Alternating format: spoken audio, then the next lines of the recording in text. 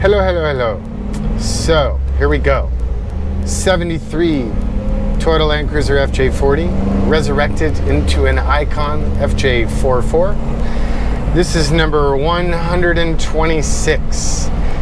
Now, as always, I worry that you guys get bored in these videos, so I'm having guest cinematographers come and assist me sometimes. Not today, sorry.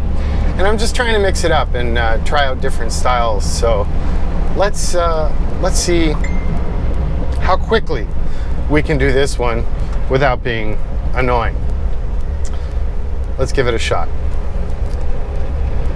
Pacific blue, lovely color that you don't see done too often by us. We have the usual ICON front and rear bumper systems. We have the 9.5 Warren winch.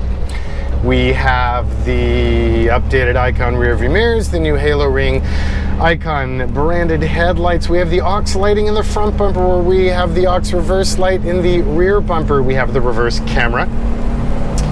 We have the higher end 8200 NEX audio system with the top line focal speakers plus amp and bass. We have the no roof rack scenario that you've learned I really kind of like. They look good that way. We have, yeah, that's pretty much it on the outside. Insulated soft top, amp research powered steps for first and second row. The ICON New School forged aluminum wheels with the nifty new center caps. And yeah, on the outside, that's pretty much standard situation. How do you like this blue, by the way? I like it.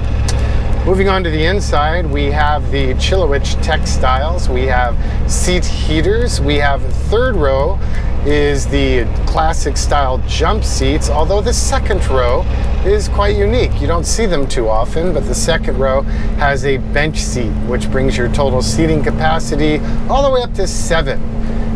So we've done a couple of those, and they're really cool as long as the client understands that the third row ingress egress is a, well, disaster.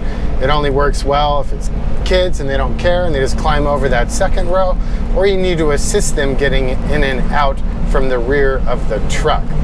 But you know, if you've got 5 people routinely in the truck, it probably makes a lot of sense. And I like the look, and it gives you more leg room because the depth of the seat bottom is different than the usual buckets. We have the sport pedals. We have the ICON fire extinguisher. We have the 5-speed manual transmission, which has been a while, right? We've been doing a bunch of automatics for some reason. And then the engine is the new 6.2 LS3, which I'm really happy with. Just really nice power. Torque comes on really early.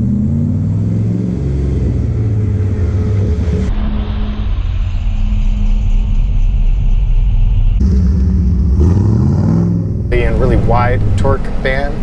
We just did rolling dyno with this as we refined our program specific to the manual, and it looks like horsepower to the ground is just under 340, which is pretty good. What else? Atlas 2 twin stick, transfer case, which you already knew, Dynatrack axles, so Dana 60 in the rear, 44 in the front, all with the best possible equipment. We have the ARB locking differentials front and rear, and we have the ICON Sport Brakes by Brembo. How's that? It's pretty quick, right? Was it annoying?